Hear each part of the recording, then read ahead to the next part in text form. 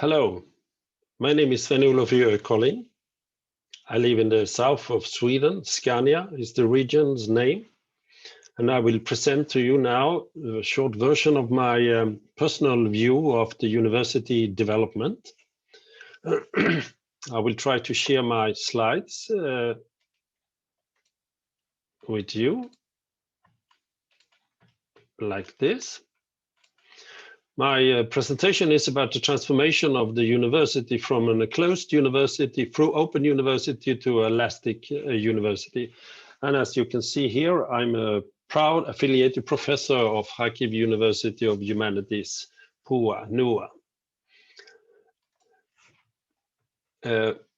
My presentation, it is my personal view of university development. I have a personal experience when I started my university training in 1975 until today, when I'm slowly retiring. My impression of the universities is that there were a lot of political students in the end of the 60s, and now we have, and then the universities were not political. Today, the students are not so political, but the universities are political. I'm trying in this paper to use Hegel's dialectics, stressing Aufhebung. And Aufhebung is that you contain something of the old in the new development. And so I would claim that we have had a closed university that has now changed to today's open university, and then it will develop into elastic university. This is my overall categorization of universities' structures and processes. On the left side, we have the categories that I think is important, that when I focus on the university activities, such as the education and research, then also on where are the universities located. Then I look at the value chain, because the university is situated in a value chain of education and research. And also try to distinguish who is the receiver of the service of the university in the old and the new one. The orientation of the staff, I think it's quite important. I have experienced changes there. The governance of the university has also changed. And then at last, but absolutely not the least, what are the values of the universities? My first description is of the old university. That is the university of yesterday. It was an enclosed university. They were giving courses in different subjects, and the research were focused on the different subjects of theology and science. Location of activities typically were on a campus. It was enclosed both in ideas and in location. The value chain integration was quite simple. It was a supply driven. Students, the universities got their pupils from the gymnasium, and then they delivered the students to society, to the churches and the states, and to corporations. If there were a value chain integration on the vertical side, that is between the universities, it was a cooperation between universities. The receiver of the service of the universities were typically the students. The staff orientation were academic passive. They were doing their research. They were presenting their research and their knowledge through lectures at campus. The governance of the university were a colloquium driven by the professors. So it was collective, with one rector at the top. The branding was the reputation of the university. The academic values of academic freedom, the right to teach in your subject, was very strong. That created this enclosed character of the university. On the other hand, the academic values of sapere aude, the enlightenment values of dare to think yourself, was a little bit weak, because there were very strong paradigms in the universities. Then I speculated that we have had a change from yesterday's universities to today's university.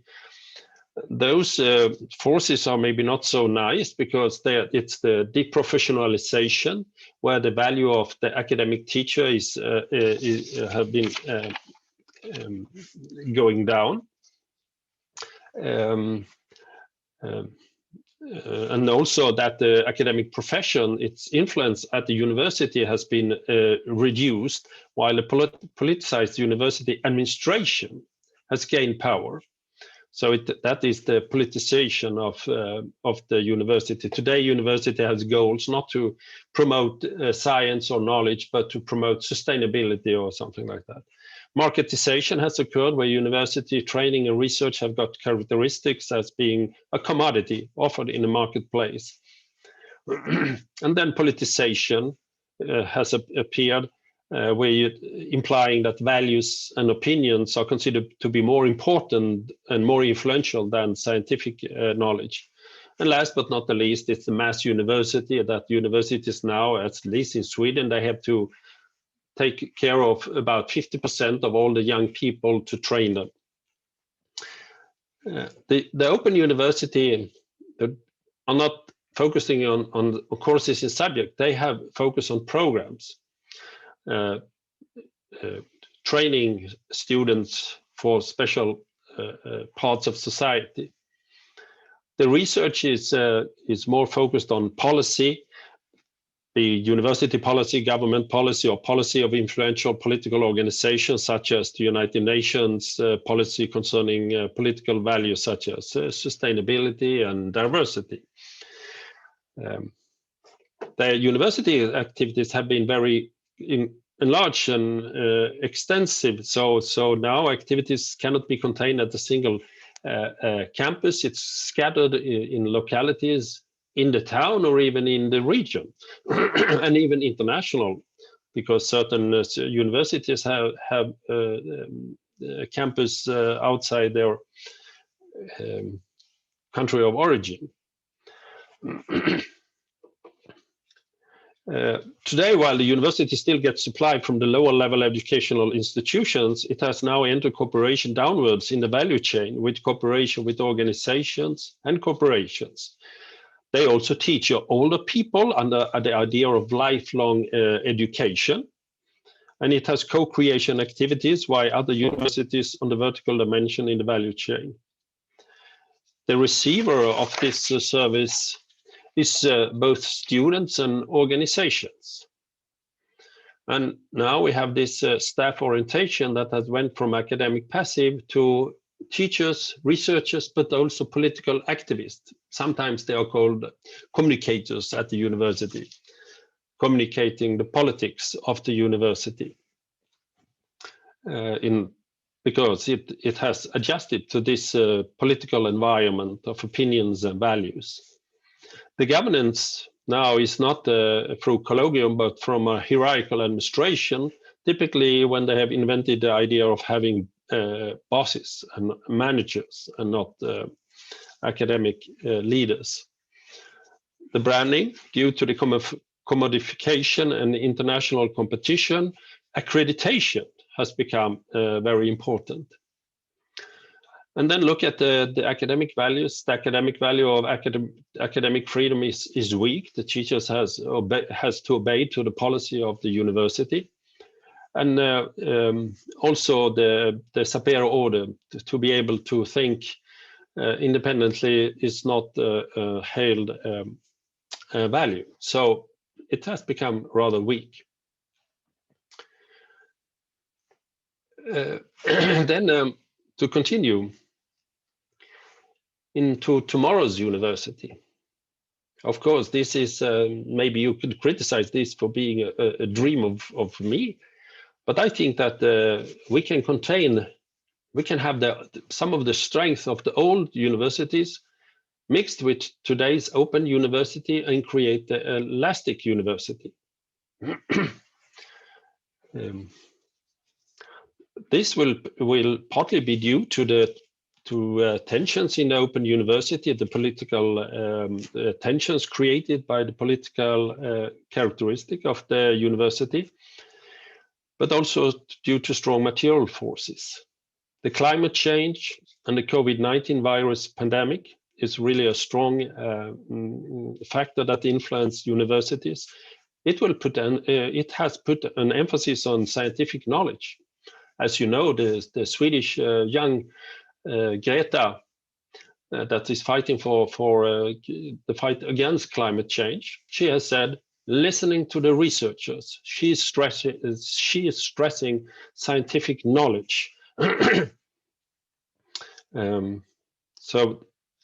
And those factors, for example, COVID-19 has put emphasis on the governmental organizations, both national and international.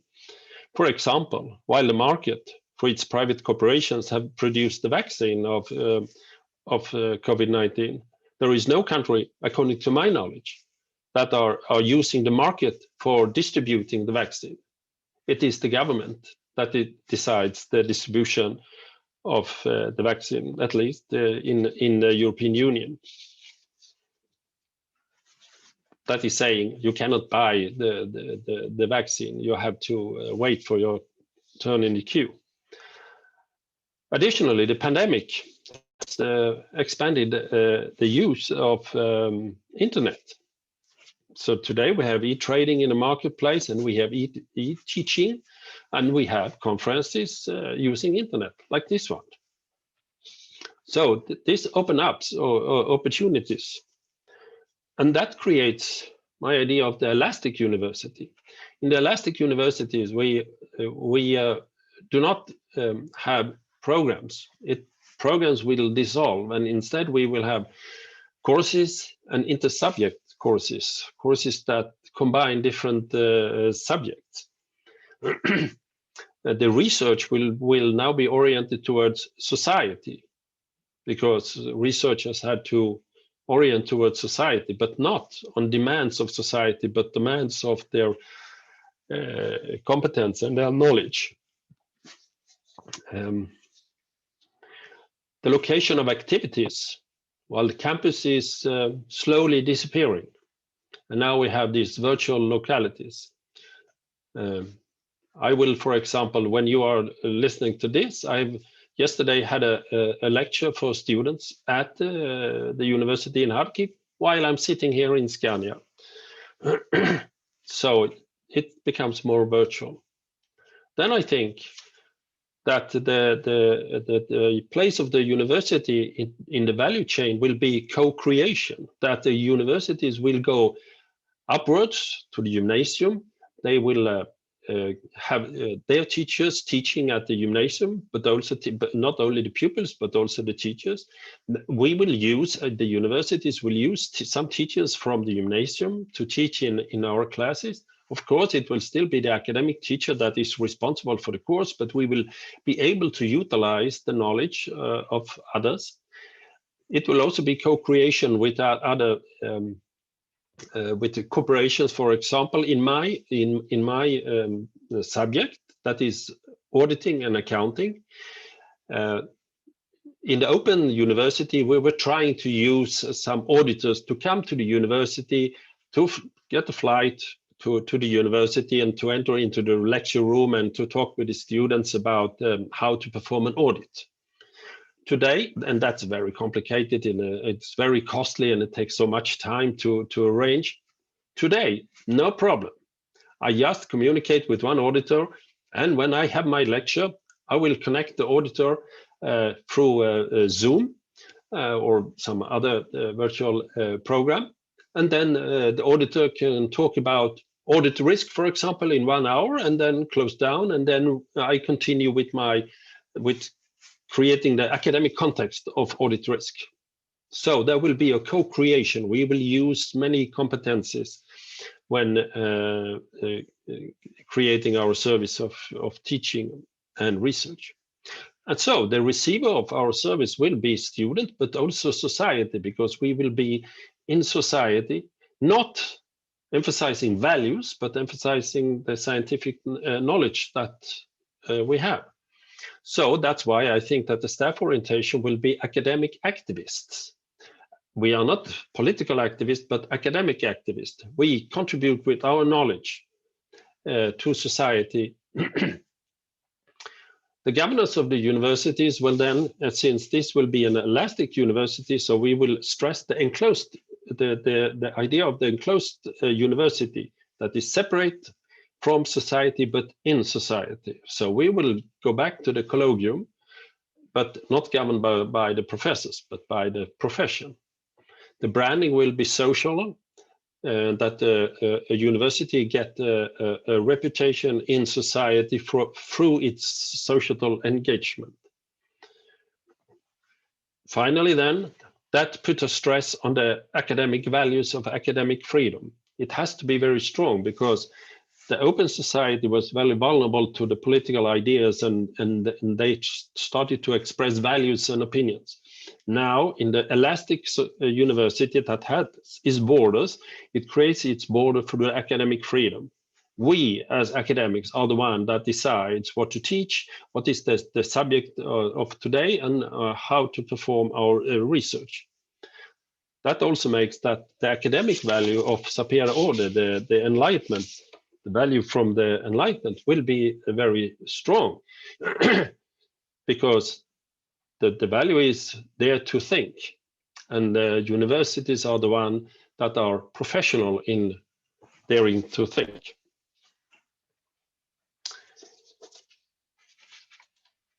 So this is my idea of the elastic universities. Of the elastic university, it has its possibility to develop because many of us have still the tradition of the enclosed university, but now we have gained some experience from the open university, so we know the good things of the open university and the bad things of the open university. If we connect them to an Aufhebung, like in Hegel's dialectics, we create the elastic university. And I also think that it's not only for us to do it, it is a social development that is going on that will create, if we also are strong, an elastic university. This process is not determined, as Hegel wrote, the owl of Minerva spreads its wings only with the falling of the dusk. At the end that we can see the development.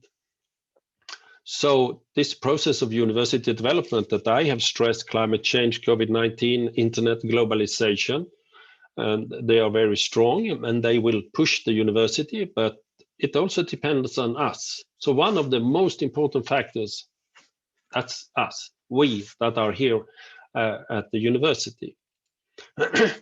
So this was my small idea. It's not a scientific paper. You can maybe you can read it. The book is always better than the video. And thank you very much for listening.